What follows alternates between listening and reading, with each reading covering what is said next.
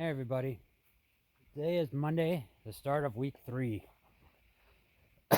Last night, Lacey went to use the bathroom and we found out that the toilet was plugged.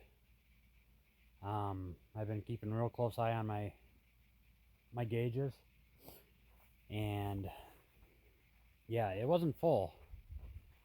So, like most RVs, the tank is directly below the toilet. Well, mine has a pipe that goes down about 1.5 feet and then 90s towards the other side of the camper. And I don't know how far it goes, but it's enough. I'm guessing it's anywhere between 1 foot and 1.5 feet, possibly. So in most cases, I call it the magic wand. And in most cases, I can just kind of stick the magic wand down there and break anything up and flush it out. Most of you know what it looks like.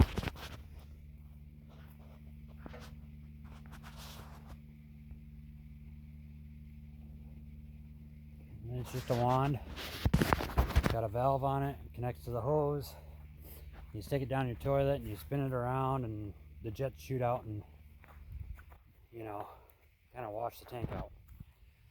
I started with that, and it turned up a lot of stuff, like most toilets do. But I couldn't get it to drain any. And if it did, it drained really, really slow. Like,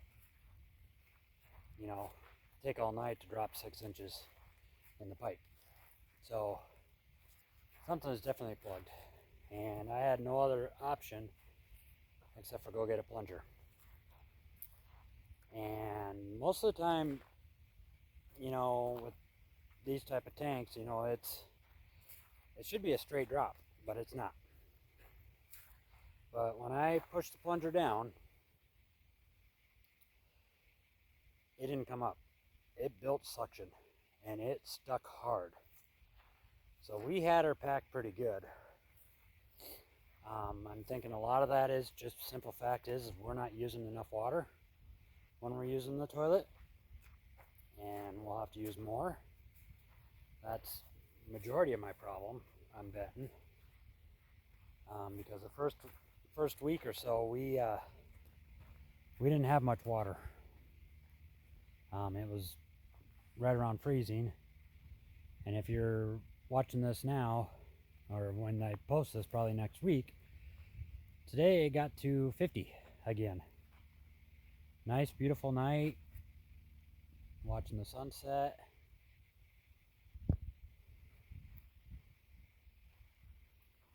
And tomorrow I think it's supposed to be right around the same temperature, only a little windier. But it's just peaceful, quiet, and everything else. So that was our excitement for tonight. Playing with the plug toilet, RV style.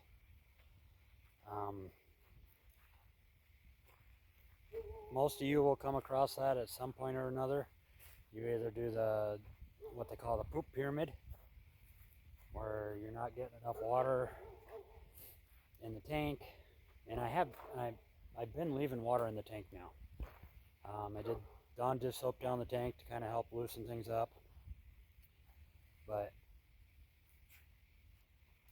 we also run treatments when we change it, which I'm going to have to throw one in now. But it just happens. What do you do? It's part of living in a camper. It's part of living in a house. Sooner or later, someone's going to plug a toilet. So, other than that, we have done nothing tonight except for dump tanks, fill water. And that's just kind of how it goes. I get about 2 days with both of us showering in the camper every night. And I got to dump at least my gray water. When I dump the gray water, I dump my black water too, just because nobody wants to smell that. Nobody likes that smell. So I'm going to try to keep that a lot more cleaner, a lot more water in it. So, but that's Monday for you. Day, what did I figure it up? Day 15? Yeah, day 15. Start of our third week. We still have until at least April, middle of April. I wouldn't be surprised if it's towards the end of April that we'll be living in here. So I will keep you posted on what we do. Oh, we did get something. A friend of mine pulled some LED trees that he had in his back porch. You probably can't see it. Let me swing it around. But I got some LED trees. They got remotes, LEDs. I can change them. They got a couple themes with it: 4th of July, Christmas, that stuff. That they do need a little repair, but nothing bad. There's a few broken wires, a few broken bulbs. They are a few years old, but when we start moving everything and getting it where we want, these are going to be beside the camper somewhere, so we can have lights and mood lighting or something like that. The other thing I'm fighting is my sewer's on the other side of the trailer, and it's kind of an uphill, downhill battle here. I'm trying to think if it'd be worth doing a full PVC pipe run, but I'm thinking that's going to be a bad idea because the cold weather can come in and set in and freeze stuff. So please leave your comments. I wish more people would watch these, but I don't do much for the pictures, so it probably doesn't attract much there. But leave comments, leave messages. By the time these probably do start seeing a lot of traffic, I'll probably be out of here and start doing the actual campground. But other than that, like I said, we pushed past the $2,000 mark in the description of last week. Considering I got $1,200 in just wiring, electrical, and that's me doing some and the electrician doing some. Right now the electrician stuff and some of my stuff is temporary. That'll all get straightened out come the spring when I do a new outside breaker box with the meter, because I am not going to do this free off my father-in-law. I am going to pay him. Whether he likes it or not, he keeps saying no, but I'm going to. And I guess we'll see you tomorrow and see what I come up with. So, we just got home from work. As you can hear the wind.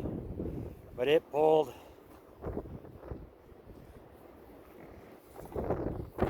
styrofoam off. Pulled a few sheets over here off. I stacked a few already, but there's some over there that are down. I haven't even looked around the other side. Most of this is still up, yeah. This is still good. But I'm going to have to rebrace some of this stuff and do something about it. But tonight I think I'm just going to restack it. It's supposed to be another nice night. And put it back up when the wind's not blowing, hopefully later this week.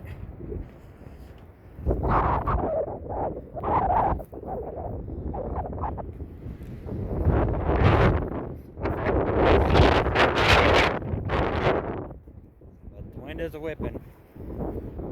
Everybody, it's Tuesday afternoon. Like you seen in the quick shot, the wind kind of took some of my styrofoam away from my camper and started blowing it around. I had pieces all the way down by that fence down there and stuff like that. So I was going to leave it until the wind calmed down, but my wife kind of talked me into it, and we ended up starting to losing other pieces. So I crawled underneath. I got blocks against the backside. I got blocks on the inside and outside. Retaped some of the seams.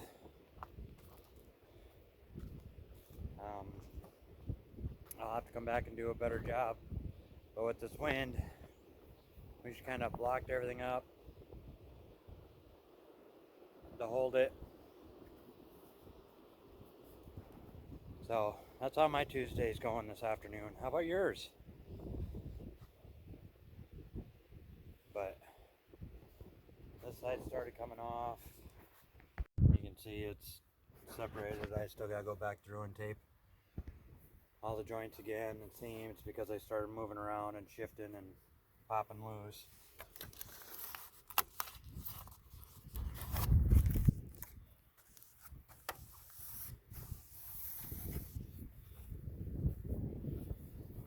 Some of it isn't, some of it is.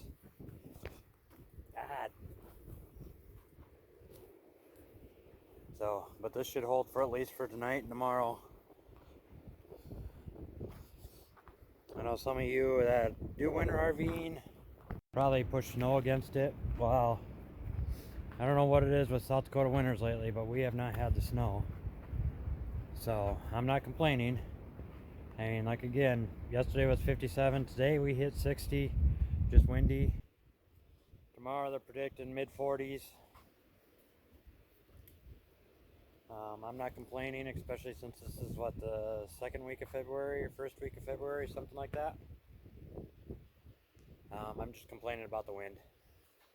The wind sucks. If it wasn't for the wind, I wouldn't have a complaint right now. It'd be gorgeous out here. But it just seems like we always have to redo stuff 2 or 3 times to get it done right. So it's a learning experience. I'm not giving up.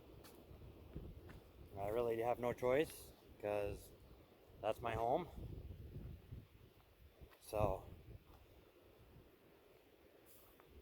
that's my home until April, maybe May, hopefully soon not. But this is where we are. This is day 16. I'm going to do a video next Sunday, this coming Sunday, which will put it at day 20. Something like that, 20, 21? Yeah, 21. So, keep your eyes peeled. I'm trying to do one every Sunday. Just the simple fact is, doing a 5-minute for an hour's worth of work. I'd rather do a bunch all at once and maybe have a 20-minute video. So, for all you pros out there, veterans, that winter winter RV, winter camp, winter live in your camper, whatever you want to call it. Don't be afraid to put pointers out there. We need them. Everything we've done is learn on the go, and hopefully we're not making complete idiots of ourselves, but I'm sure we are. But that's okay. That makes good YouTube, right? Alright, we'll see you tomorrow. Morning, everybody. It's Saturday of week 3.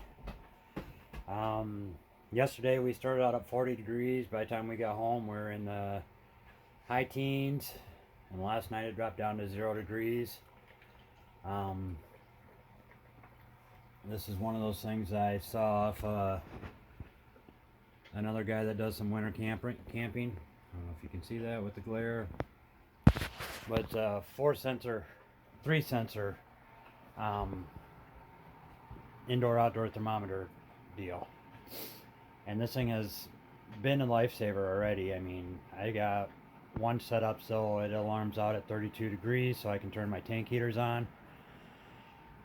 It tells me what my compartments are, like where my water pump is and filters and all that stuff is.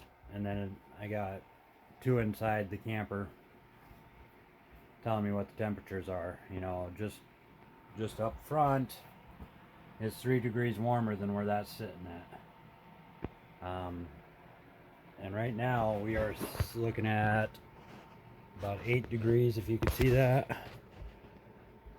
So I mean, in the last 3 hours it's warmed up about 8 degrees. But I do know I need to seal that front end up, and I think that's what my goal is for today. That's the only part, basically where my 5th wheel is, that's the only part that's still open. The rest of it's got insulation as skirting, and that's what I'm going to go do. So I got the front end more or less boxed in. There's one panel right behind me. It's just got 2 screws holding it just so I can get in and out. But more or less boxed in. It does make a difference. If I lose that panel, it drops the temperature underneath the camper quite a bit. So this week we didn't spend any money on propane. I did switch tanks and added 1 tank. Having 50 amp service really cut my propane usage down quite a bit. But that basically brings us to the end of week 3. Not much else to say this week. We'll see you in the next video.